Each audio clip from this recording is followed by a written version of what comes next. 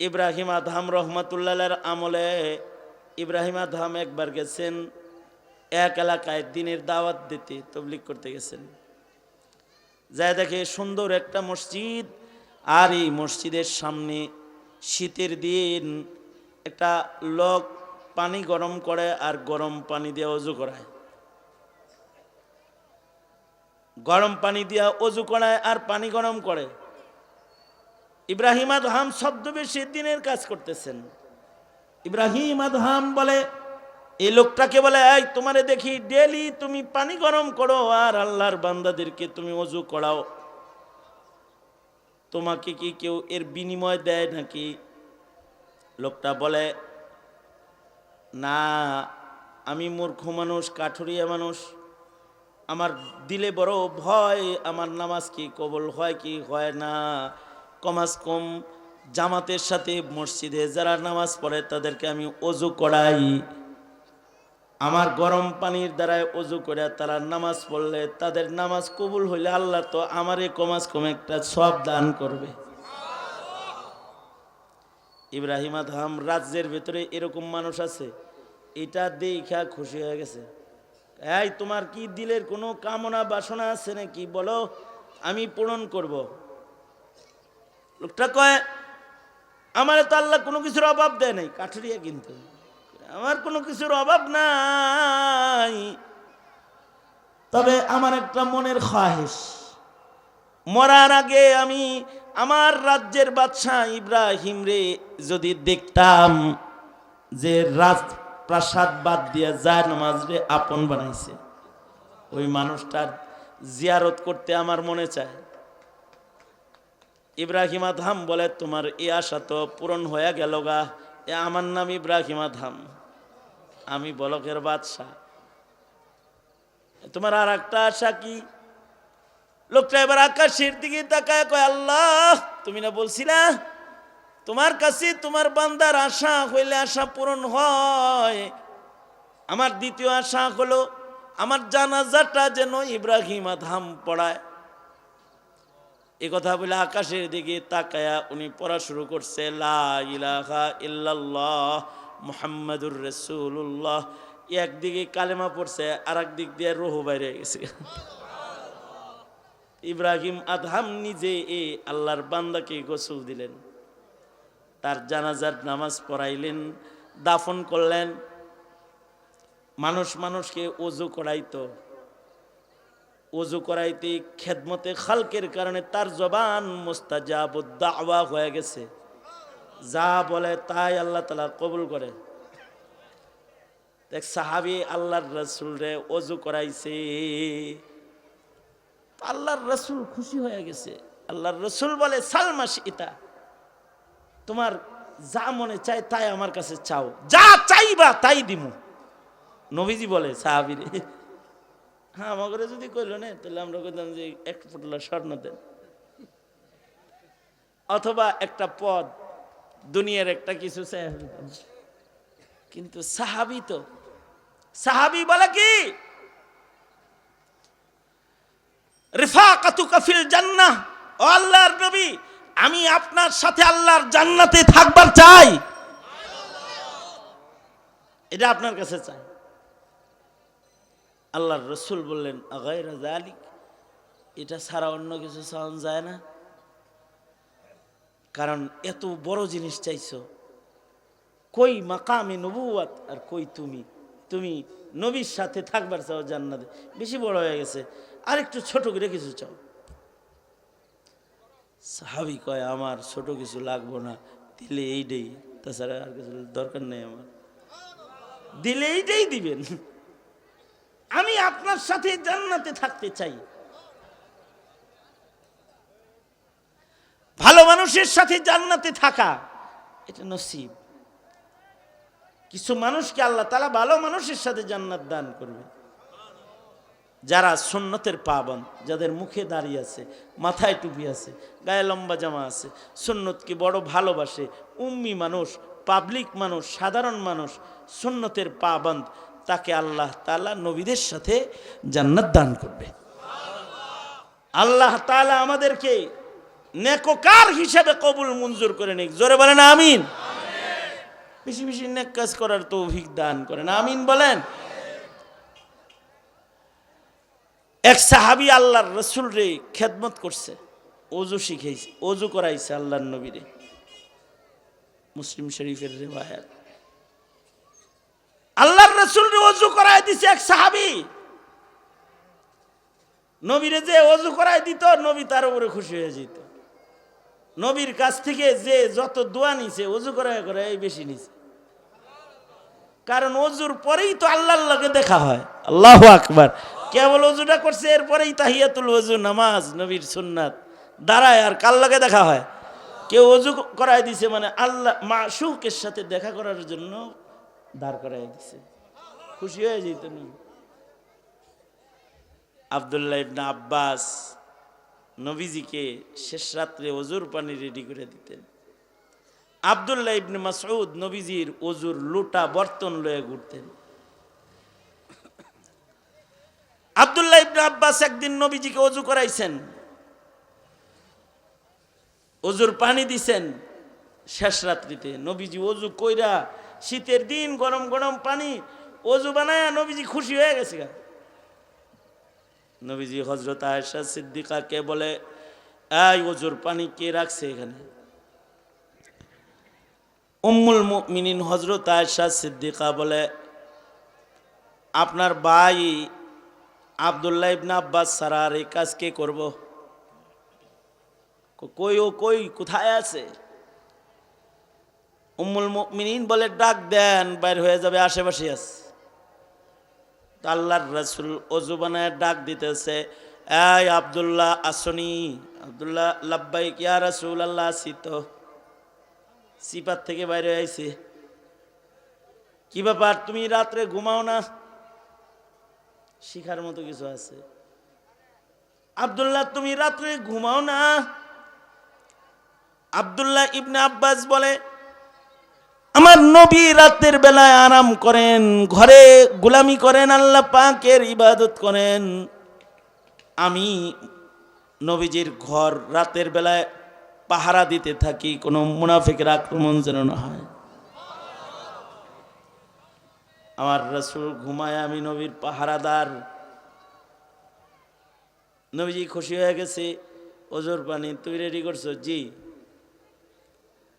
আল্লাহর রাসূল নিজের বুকের উপর থেকে কাপড় সরায় ফেলেছেন, ডাক দিছে না, শোয়া আমার বুকে আস। বুকের ভিতরে জড়ায় ধইরা আল্লাহর রাসূল দোয়া করে, আল্লাহুম্মা ফাক্কিহহু ফিদ্দীন ওয়া আল্লিমহুল কিতাবা ওয়াল হিকমা। নবীজির এমন এক দোয়া লইছে যে আব্দুল্লাহ ইবনে আব্বাস রাইসুল মুফাসসিরিন হয়ে গেছে। ইব্রাহিম আদহাম রহমাতুল্লাহর আমলে ইব্রাহিম আদহাম একবার গেছেন এক এলাকায় দিনের দাওয়াত দিতে, তাবলীগ করতে গেছেন। যায় দেখে সুন্দর একটা মসজিদ, আর এই মসজিদের সামনে শীতের দিন একটা লোক পানি গরম করে আর গরম পানি দিয়ে ওযু করায়। গরম পানি দিয়ে ওযু করায় আর পানি গরম করে। ইব্রাহিম আদহাম ছদ্মবেশে দিনের কাজ করতেছেন।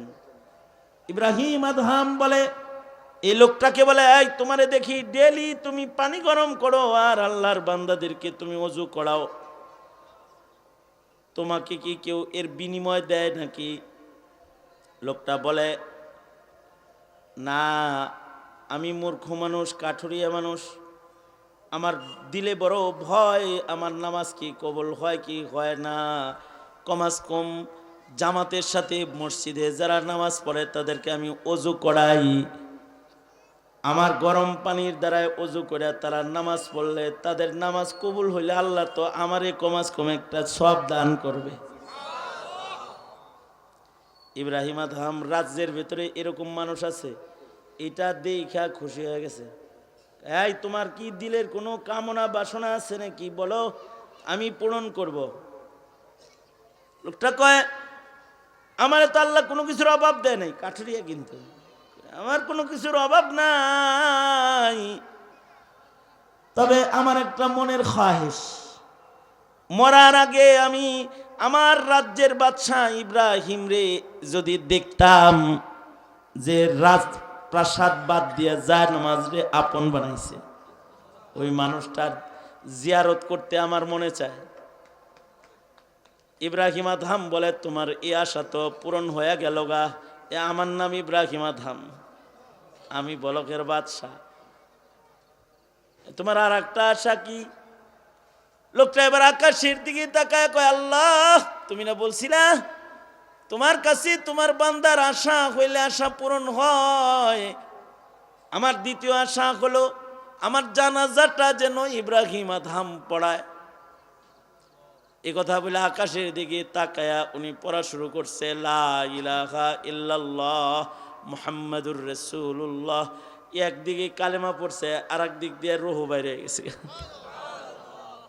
ইব্রাহিম আদহাম নিজে এই আল্লাহর বান্দাকে গোসল দিলেন, তার জানাজার নামাজ পড়াইলেন, দাফন করলেন।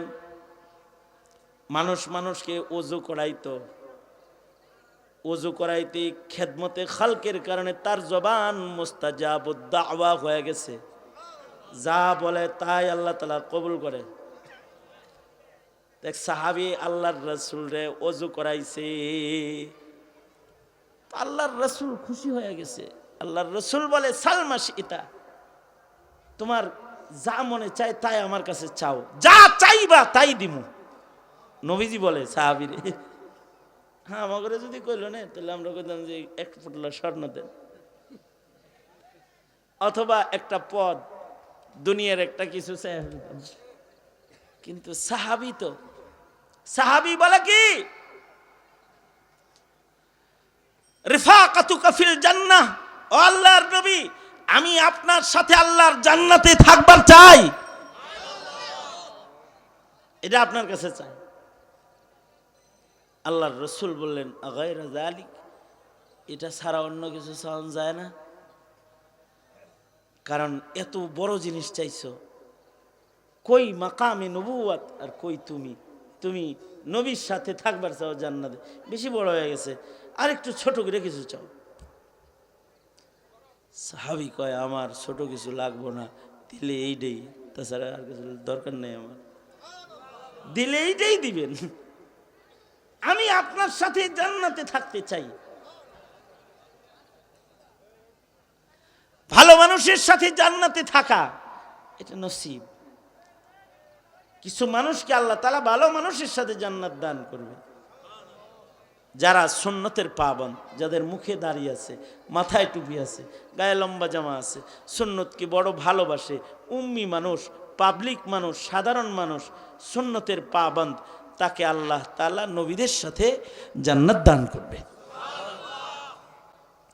ومن يطع الله والرسول فأولئك مع الذين أنعم الله ومن يطع الله والرسول فأولئك مع الذين أنعم الله عليهم من النبيين والصديقين والشهداء والصالحين وحسن أولئك رفيقا। যাদের ভিতরে সুন্নতের আমল পাওয়া যাবে তাদেরকে আল্লাহ নবীদের সাথে জান্নাত দান করবে। যাদের দাড়ি নাই তারা যদি নিয়ত করে যে আজকে দাড়ি রাখলাম, আল্লাহ নবীগণ লগে জান্নাত চাই। যারা টুপি পড়তে না আগে, এখন যদি টুপিটা মাথায় দাও, সুন্নতটা পড়ার অভ্যাস করো, আর যদি আল্লাহ সুন্নত মানা শুরু করলাম, নবীগণ লগে জান্নাত চাই, তাহলে কোরআন ওয়াদা করছে দিবে ইনশাআল্লাহ। বলুন যায় না এরকম ধীরে ধীরে কসকে ইনশাআল্লাহ, তুই ইনশাআল্লাহ করলি না, জোরে কয় ইনশাআল্লাহ, আরো জোরে বলো ইনশাআল্লাহ। সুন্নত মানবো ইনশাআল্লাহ, বলো এই পিচ্ছি পাচ্ছি যুবক সব জোরে বলো ইনশাআল্লাহ, হাত তুলে ওয়াদা করো সুন্নত মানবো ইনশাআল্লাহ, আল্লাহ কবুল করে। লাভ কি হবে? নবীর সাথে আল্লাহ জান্নাত দিব, সিদ্দিকের লগে জান্নাত দিব, শহীদের লগে জান্নাত দিব, ওলিদের সাথে জান্নাত দিব। কিন্তু এই সাহাবীর তো গোল্ডেন চান্স, নবীজি নিজে সাহাবীরে কয় সালমাসি এটা যা চাবি তাই দিমু, কি চাস কহ। আমরা তো আর নবীরে পাইতেছি না। সাহাবী নবীর লোকে জান্নাত চায়। হ্যাঁ, এমন মানুষ অবশ্যই পাওয়া যায় যে 22 বছর 25 বছর যাবৎ বয়ান করতেছি, জায়গায় জায়গায় যাই, আমি তো আমারে চিনি। আমার মতো একটা কমিনা মানুষ, আমার মতো একটা নালায়েক মানুষ, আমাকেও অনেকে বলে হুজুর আপনার লগে জান্নাতে থাকতে চাই। আমার মতো একটা খারাপ লোকের যদি কেউ কয় আপনার লগে জান্নাতে থাকতে চাই, তাহলে সাহাবী যখন রসুলরে বলছে কিরকম কায়দায় বলছে। সাহাবী রসুলকে বলতেছে ও আল্লাহর নবী আপনার সাথে জান্নাতে থাকতে চাই। নবী বলে বেশি বড় কিছু চায় ফেলছো, আরেকটু ছোট করে চাও। সাহাবী বলেন না, আমার এইটাই লাগবো, আমার আর কিছু দরকার নাই, আমি আপনার সাথে জান্নাতের রেফাকত চাই, মুরাফাকত ফাকাত চাই, রেফাকত ফিল জান্নাহ, এটা আপনার কাছে কামনা করি, রেফাকাতুকা ফিল জান্নাহ। আল্লাহর রাসূল এটা দোয়াও শিখাইছেন, ও মুরাফাকাতাল আম্বিয়া, আল্লাহুম্মা ইন্নী নাসআলুকা আর-রিজা বিল কদর ওয়াল ফাওজ ফিল কাযা ওয়া নুজুল আশ-শুহাদা ওয়া আইশা আস-সুআদা ওয়া মুরাফাকাতাল আম্বিয়া। ও আল্লাহ, নবীদের সাথে জান্নাতের রেফাকত চাই। সাহাবী বলে নবী আপনার লগে জান্নাতে থাকতে চাই, আর কিছু নেই, মনে এটাই দিতে হইব। আল্লাহর রাসূল বললেন ঠিক আছে, যেহেতু চাই ফেলছস যা থাকবি, কিন্তু আলাইকা বিকাসরাতিস সুজুদ, বেশি বেশি সেজদা দিবি। যার জীবনে সেজদা বেশি সে নবীর কাছে বেশি। আল্লাহু আকবার। এই কারণে সাহাবীরা খুব সেজদা দিত। আমরা তো ওয়াজ শুনি, সেজদা দিই না, তাই না? ওয়াজ শোনার মুসল্লি খুব আছে, কিন্তু সেজদা দেওয়ার মুসল্লি নাই। খালি জুমার 2 রাকাত পড়ে দিছে, উঠতে উঠতে দৌড়। সেজদা যার যত বেশি সে নবীর তত বেশি কাছে। সুজুদ যাদের বেশি তারা নবীর কাছাকাছি। এ কারণেই সাহাবীদের গুণ হলো তারাহুম রুকআন সুজদান ইয়াবতাগুনা ফাদলাম মিনাল্লাহি ওয়া রিদওয়ানা সীমাহুম ফি ওয়ুজুহিহিম মিন আসারিস সুজুদ। সাহাবায়ে কেরামের চেহারার ভিতরে ছিল সেজদার দাগ, এত লম্বা করে তারা সেজদা দিতেন যে তাদের সেজদার দাগ কপালে। এটা সাহাবীদের কপালের ভিতরে সেজদার দাগ, এটার প্রশংসা আল্লাহ তাআলা কোরআন শরীফে নিজে করছে। মুহাম্মাদুর রাসূলুল্লাহ ওয়াল্লাযীনা মাআহু আশিদ্দাউ আলাল কুফফার রুহামাউ বাইনাহুম তারাহুম রুকআন সুজদান ইয়াবতাগুনা ফাদলাম মিনাল্লাহ ওয়া রিদওয়ানা সীমাহুম ফি ওয়ুজুহিহিম মিন আসারিস সুজুদ। আর আমাদের চেহারায় হলো গুনাহের ছাপ। চোখ দেখলেই বোঝা যায় যে গাঞ্জা খায়, চেহারা দেখলে বোঝা যায় ডেলি মদ খায়। আর সাহাবীর চেহারা দেখলে বোঝা যায় তো এরা সেজদায় পড়ে থাকে, নামাজ পড়ে। আল্লাহু আকবার জোরে বলেন। কারণ সেজদা যত বেশি নবীর কাছাকাছি তত বেশি। খালি ফরজ নামাজ আর জুম্মার 2 রাকাত পড়ো, কি খুতবার সময় যায়। হ্যাঁ হ্যাঁ, এই যে রোগ ধরছে, মানে একেবারে 2 রাকাত পড়বে নিয়ত করেই যায়, তাই না? আজকের থেকে 2 রাকাত নিয়ত করে যায়ও না। আজকের থেকে কাবলাল জুমা বাদাল জুমা সুন্নাত নওয়াফিল পড়ার ইরাদা করে আগে আগে মসজিদে ঢুকবা ইনশাআল্লাহ। বলো, তাহলে যত নামাজ বেশি হবে তত কাছাকাছি যাওয়া যাবে, নবীজির কাছাকাছি যাওয়া যাবে। রাবেয়া বসরি রহমাতুল্লাহি আলাইহি, রাবেয়া বসরির নামেই মাদ্রাসা। মহিলাদেরকে রাবেয়া বসরি বানানোর চেষ্টা। এই সকল অলি বুজুর্গদের নাম নেওয়ার সময় রাদিয়াল্লাহু আনহু পড়ে ফেলতে হয়। তার মানে জীবনের ভিতরে আছে যে রাবিয়া বসরি ওফাতের পরে একজন স্বপ্নে দেখে যে রাবিয়া জান্নাতের ভিতরে ঘুরতে আছে। আর রাবিয়ারে জিগাইছে, প্রশ্নের উত্তর পারছিল তো? উত্তর দেই নেই। কেন? আইসে পরে জিগায়, মার রব্বু কওমা দিনু কওমান হাদার রাজুল। আমি তোমরা আইসো আসমান থেকে নিচে, আর আমি আইছি 3.5 হাত নিচে। এখানে ভুলে গেছি আল্লাহ রে সমস্ত প্রশ্ন করতে হয়েছে। সরে যাও। আল্লাহ তাআলা ডাক দিতে, থাক বান্দিটা দুনিয়ায় ঘুমায় নাই, এখন একটু ঘুমাইতে দে। তারপরে আরাম করতে দিয়েছে, আরাম করতে আছি।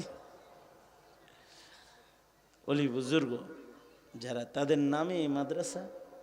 এই নারীদেরকে, এই এলাকার মহল্লার নারীদেরকে আল্লাহ রাবিয়া বসরি রাদিয়াল্লাহু আনহা আলাইহির রাহমা, রাহমাতুল্লাহি আলাইহি রাহমাতান ওয়াসিআ, আল্লাহ তাআলা হযরত রাবিয়ার মতো বুজুর্গ বানায় দিক। আমিন বলেন। আল্লাহ তাআলা এই মজলিসকে কবুল করুক। উলামায়ে কেরাম বয়ান করবেন, সবাই ইতমিনানের সাথে বয়ান শুনবেন। অনেক বড় বড় বক্তারা এখানে আছেন, ওনারা আমার চাইতে ভালো বয়ান করেন, কিন্তু আমি একটু পুরান হয়েছি তো, সৌদারি পাকছে এখানে, এই জন্য আমার নামটা মোটা করে দিচ্ছে আর কি।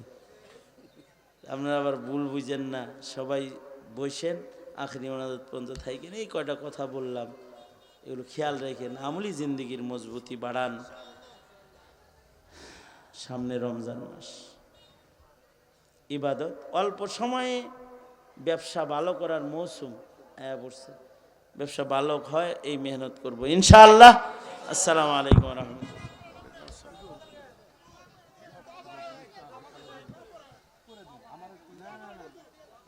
ছোটখাটো করে কথা পড়ে আমি একবার সামনে দিতে